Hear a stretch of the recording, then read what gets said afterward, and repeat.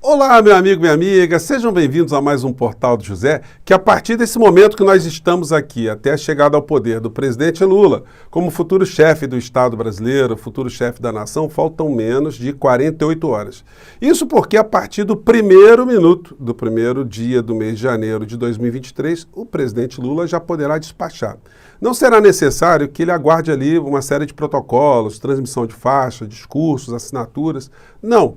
Isso porque a Constituição Federal determina que o mandato do atual presidente da República encerra no dia 31 de dezembro. Então, não tem vacância no cargo. Terminou, o Lula já pode despachar. Por onde andará Bolsonaro nesse dia que ninguém sabe. E também os seus seguidores estão desesperados atrás dessa resposta. Por onde andará o presidente da República naquele dia ou no próximo dia e por onde ele andará agora, porque as pessoas estão sofrendo, estão entrando pelo cano e não foi por falta de aviso. Muitas pessoas estão hoje assustadíssimas com as coisas que começam a acontecer em relação a elas e muitos vão começar a desaparecer, a apagar uma série de rastros na internet, mas muitos estão deixando situações muito graves aí e elas serão responsabilizadas. Hoje eu vi uma entrevista do futuro ministro da Justiça, Flávio Dino, e essas pessoas podem aguardar uma tempestade de situações que vão cair sobre as suas cabeças como elas nunca imaginaram. E merecem, né? Porque conspiraram muito contra a democracia do nosso país, que foi construída ou reconstruída com muito sangue, suor e lágrima. Hoje também nós tivemos o presidente Lula já indicando uma série de pessoas que vão compor o seu governo. Algumas críticas por um lado, por outro. Nós aqui fizemos também nossa crítica em relação ao ministro, futuro ministro da Comunicação, que caiu e entrou outro. A gente só não sabe se foi melhor a emenda, né, do que o soneto, como a gente gosta de dizer no ditado popular. Pois bem, eu vou conversar com vocês sobre os últimos acontecimentos, mas antes de mais nada, eu quero convidar você que está chegando agora ao nosso portal a se inscrever. Você que é muito bem-vindo, conheça os nossos outros vídeos, compartilhe, dê seu joinha. Enfim, são formas de você atuar politicamente nesse período do nosso país que precisa muito de pessoas como você, pessoas que estão cada vez mais antenadas com a realidade brasileira. Se puder, se inscreva também no nosso clube de membros e participe dos nossos chats, que eu abro todos os dias aqui entre 5 horas e 5 e meia, tá bom? Então, vamos seguir em frente. Gente, o bolsonarismo, ele está procurando tábuas de salvação. Na medida que os canais vão sendo desmonetizados, que os criminosos vão desaparecendo, vão apagando os rastros, vão ficando com mais medo da justiça aqui no nosso país, vão vendo que as coisas estão sendo desenhadas para o futuro delas, elas vão desaparecendo e as pessoas vão tentando encontrar alguém para justificar ou para fortalecer a falsa crença que elas têm da realidade. Aí chegou aqui para mim um canal do senhor que se intitula Pastor Sandro Rocha. Ele tem lives aí com mais de 80 mil pessoas ao vivo. É muita coisa, né? Ele é um formador ali de crenças, né, no campo da extrema-direita. E hoje ele passou a interpretar fotos que o Bolsonaro publicou nas suas redes. O Bolsonaro publicou a foto dele aqui pequenininho, com o pai, e um peixe que poderia ser uma traíra. Então o pastor, ou essa pessoa que se intitula como pastor, fez a leitura que essa traíra seria um peixe apanhado pelo Bolsonaro, ou seja, militares que ele está identificando como traidores e que ele vai cortar esses traidores todos para dar o golpe no final da história. Essa é a mensagem que ele está dando, né? E aí, gente, é muito curioso ver a cenografia da coisa, né? O cidadão coloca uma roupa de combate do exército ali no fundo, uma camuflada, né? Então, quer dizer, o cara deve estar querendo fazer alguma coisa, assim, quer colocar a mão na massa. Mas aí acaba sendo preso no final da história e começa a chorar. Ou começa a orar, né? Não necessariamente nessa ordem, e a gente não tem como não tripudiar dessas pessoas, né? É como a gente... Aliás, é uma situação, como é que a gente lida com essas pessoas? Porque quando a gente é mais novo, todo mundo passa por alguma experiência desse tipo, né? De receber conselhos ou de dar conselhos, né? Olha, não faça isso que você vai quebrar a cara, não faça isso que você vai quebrar a cara, de repente a pessoa teimosa faz e quebra a cara. Quando é a mãe da gente que deu conselho, ela às vezes dá uma tripudiada, né? Não falei? Bem feito. Ou às vezes, quando é pessoa adulta, né? Você dá um abraço, você dá colo, porque a pessoa ali, enfim, apesar de saber que ia quebrar a cara, agora está sofrendo. Mas esses adultos delinquentes que estão por todos os lados, é difícil a gente ter algum tipo de compaixão, né? E algumas estão penando e não foi por falta de aviso e outras tantas penarão mais ainda. Mais cedo eu mostrei para vocês uma senhora extremamente triste, né, chateada, enfim, desesperada, porque o marido dela foi preso. O marido dela, também que se intitula pastor, tentou simplesmente invadir e depredar a sede nacional da Polícia Federal no Distrito Federal.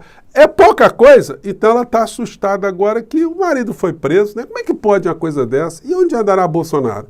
E aí, gente, como é que a gente interpreta esse tipo de comportamento? Vamos acompanhar aqui a situação aqui da senhora? Deixa eu colocar um pouquinho mais aberto aqui. Vamos lá. Que o meu marido está sendo levado pela Polícia Federal aqui em São Gonçalo.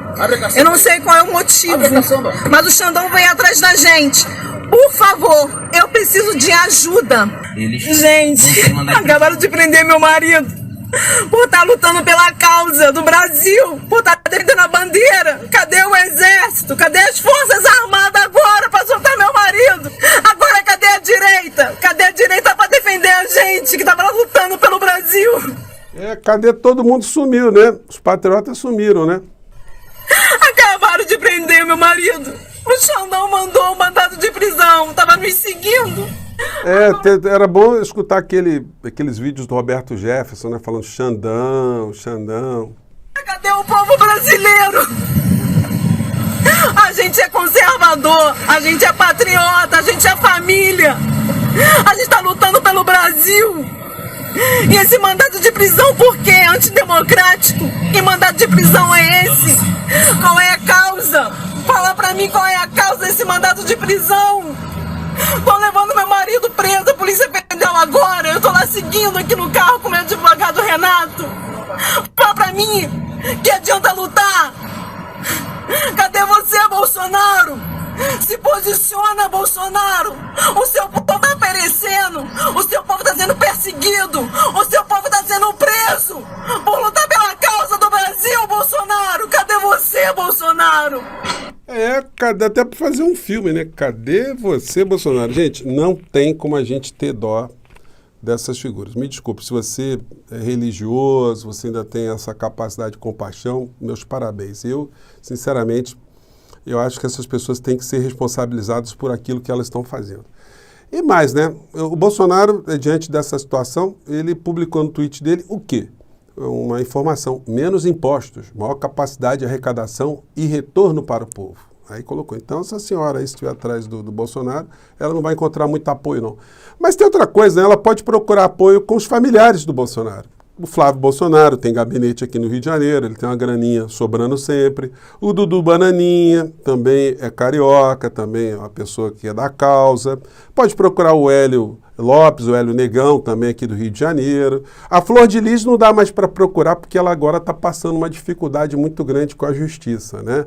Mas existe o Carluxo também, que pode ser procurado. Também o outro Monteiro lá, também não dá para procurar também, que está preso. O Daniel Silveira também está com a tornozeleira eletrônica, também não vai poder ser muito útil, está com as contas bloqueadas. O Roberto Jefferson também já está engaiolado. Então, é difícil a senhora conseguir algum tipo de apoio, mas a senhora pode tentar o pastor Silas Malafaia, que anda meio sumido. E ele andou meio sumido, eu fui dar uma pesquisada aqui, ele ontem foi internado, né? Pastor Silas Malafaia internado às pressas no Rio de Janeiro para tratar de um problema gastrointestinal. Ele certamente deve estar melhor, né? Porque hoje ele já fez uma publicação nas redes. Mas foi uma publicação dizendo que vai pedir para o Bolsonaro aplicar o artigo 142, que precisa dar um basta no Alexandre de Moraes, o ditador da toga, enfim, que o exército precisa agir. Ele fez ali alguns protocolos interpretativos da Constituição Federal, ele gritou, pediu para que Deus livre o Brasil dessas pessoas ruins. Vai ver que Deus está até fazendo cumprindo alguns desses desejos, né? Não, ele não publicou nada disso.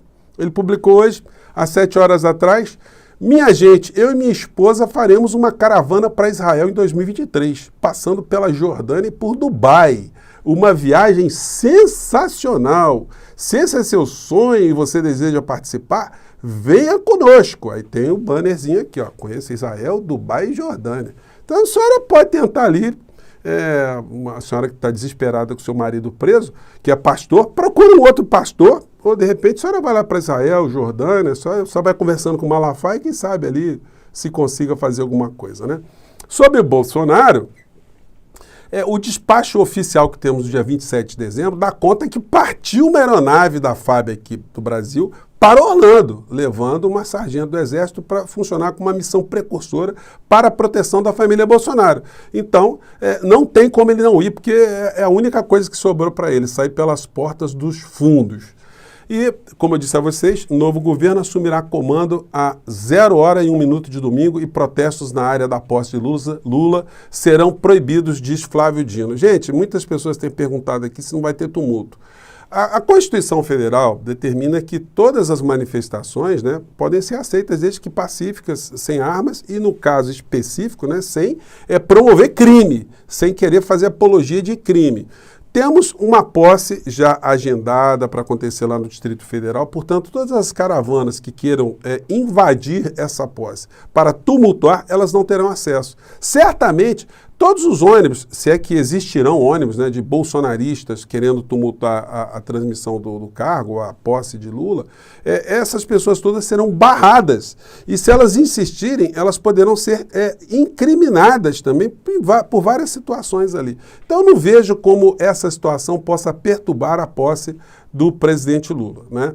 E hoje, para finalizar o nosso encontro aqui, alguns nomes foram confirmados como os futuros ministros. O Lula fez ali um arco de alianças muito grande que a gente vai ter oportunidade aqui de discutir de uma forma mais pormenorizada, né? Hoje eu quero só salientar alguns nomes aqui que funcionaram como grandes incômodos, né? Primeiro, ministro das Comunicações, o pessoal da área, da área progressista, todo mundo super incomodado, porque o nome melhor seria um nome progressista, mas, enfim, o Lula acabou indicando esse senhor aqui, deputado Juscelino Filho, da União Brasil. A grande novidade positiva é que a Secretaria de Comunicação foi desmembrada e virou um ministério, portanto, que está agora a cargo do deputado petista Paulo Pimenta. Portanto, ele não vai estar subordinado ao ministro das Comunicações. Mas o ministro das Comunicações, ele vai estar comandando os Correios aqui no nosso país. E aí nós estamos falando de um orçamento gigantesco de uma empresa estratégica. Então, o governo Lula vai ter que ter muita atenção com a questão da corrupção, porque esse pessoal que vem de outras formações, vamos dizer assim, né, do centrão, a gente não pode achar que essa gente, eles fazem algum tipo de pacto com forças do bem. Então eles têm que ser muito bem observados, enfim. Outra situação também muito interessante, para mim em particular, foi a nomeação de Ana Moser, né, que é inscrita aqui no nosso portal. Mando para ela um grande abraço, um grande beijo para Ana Moser, desejando muita sorte para ela. Enfim, e conheci pessoalmente, enfim, então não podia deixar de fazer essa menção. A Marina, todo mundo já estava sabendo, a Simone Tebet, enfim, montou um grande time aqui. A Guajajara, que vai para o Ministério dos Povos Indígenas, né, que vai ser muito interessante também. Ela certamente será muito bem assessorada pelo pessoal lá do gabinete dela, pessoa que, enfim, está extremamente antenada, politizada. Certamente a gente terá boas surpresas. O Lupe ali, que foi para o Ministério da Previdência Social, vai ter um grande desafio, que é mexer nessa reforma da Previdência que acabou com o futuro dos aposentados ou da aposentadoria dos trabalhadores aqui no nosso país. E aí um outro nome que eu queria chamar a atenção aqui de vocês, que eu acho muito estratégico, é o futuro ministro das Minas e Energia. Não vai dar para a gente comentar todos, né? O Alexandre Silveira, que foi senador pelo PSD lá de Minas Gerais e foi vice na chapa de Alexandre Calil na composição da campanha do presidente Lula. É uma área extremamente estratégica e colocar uma pessoa ali com uma visão liberal, visão neoliberal, enfim, pode causar alguns curtos-circuitos ali. Quando eu tive a chance de entrevistar o ex-presidente Lula, agora o nosso futuro presidente, ele mostrou no nosso papo ali que ele tem um grande sonho de transformar o Ministério das Minas e Energia, ou essa área, numa área super estratégica, convergindo ali a Eletrobras e a Petrobras. Bom, isso nós vamos ver no decorrer do governo dele. A gente só pode torcer que as coisas sejam cada vez mais transparentes, haja muito debate sobre as principais ações que esse governo tomará e muita participação popular inclusive a participação e principalmente dos formadores de opinião no campo progressista que lutaram tanto tempo, né, para que essa situação chegasse ao ponto que ela chegou. Ou seja, o arremesso para o lixo da história dessa turma que ainda está nos atazanando e a chegada novamente da democracia, da reconstrução da democracia aqui no nosso país. Certamente nós vamos alcançar muitas situações positivas aqui no nosso país, mas nós não podemos simplesmente ficar como espectadores. A gente vai ter que motivar debates, a gente vai ter que fazer crítica, como nós fizemos hoje mais cedo. Todo mundo nas redes progressistas fizeram críticas ao nome que Lula tinha escolhido e ele acabou declinando com a pressão e o Lula nomeou o senhor Juscelino para o Ministério das Comunicações. Bom, vamos acompanhar e vamos ver como é que a gente vai lidar com essas pessoas aí que estão órfãs, estão desesperadas querendo encontrar o Bolsonaro. Procura-se o Oli, procura-se Bolsonaro. Gente, eu fico por aqui. Um grande abraço, até o nosso próximo encontro. Tchau!